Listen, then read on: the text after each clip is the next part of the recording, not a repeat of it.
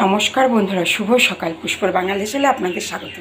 আজ আমি বানিয়ে দেখাবো ফুলকপি আলু দিয়ে বাটা মাছের ঝোল, আদা জিরে বাটা দিয়ে একদম সাদামাটা একটা মাছের ঝোল রান্না করে দেখাবো। একঘেয়ে রোজ রোজ পটল আর ভালো লাগছে না। সবার প্রথমে কড়াইতে দিয়ে দেবো সর্ষের তেল। আর এইদিকে দেখুন ফুলকপি আলুটাকে একটু লবণ হলুদ দিয়ে ভাপিয়ে রেখেছি।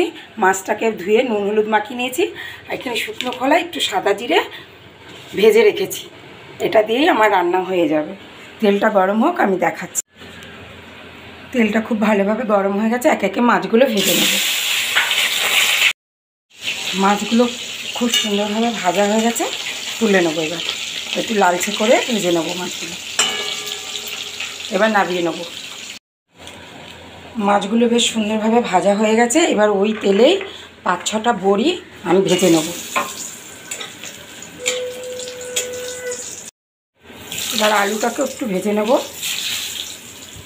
লাল লাল করে। লবণ হলুদ আর দেবো না, কেননা ভাপানোর সময় আমি লবণ হলুদ দিয়েছিলাম।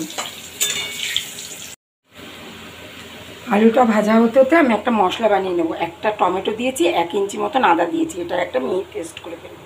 আলুও ভাজা হয়ে গেছে সুন্দরভাবে। ওই তেলের মধ্যে আর একটু তেল দিয়ে দেবো। দিয়ে ফুলকপিগুলোকেও আমি ভেজে নেব।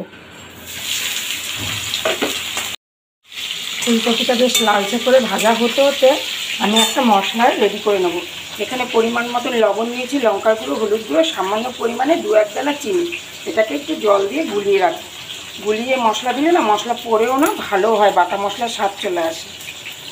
ফুলকপিটা খুব সুন্দরভাবে ভাজা হয়ে গেছে, সফটও হয়ে গেছে। এবার আমি নামিয়ে নেবো, নালে গলে যাবে।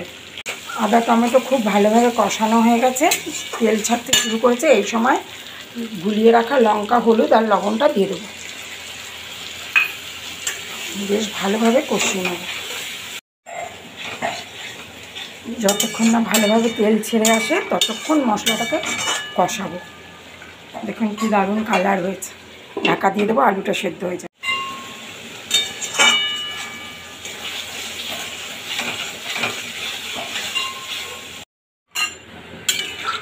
ঝোলের জন্য পরিমাণ মতো জল দিয়ে দিয়েছি। আপনারা যে যেমন ঝোল খাবেন সেইভাবেই জল দেবেন।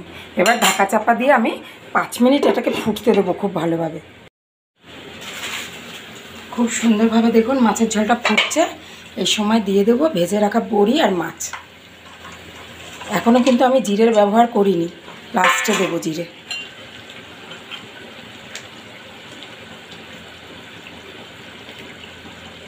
এবার ঢাকা চাপা দিয়ে আবারও 2 থেকে 3 মিনিটের জন্য ফুটতে দেবো এটাকে।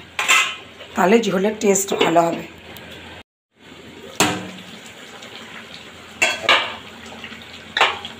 ভালোভাবে ঝোল ফুটে গেছে মাছ সবজির সাথে।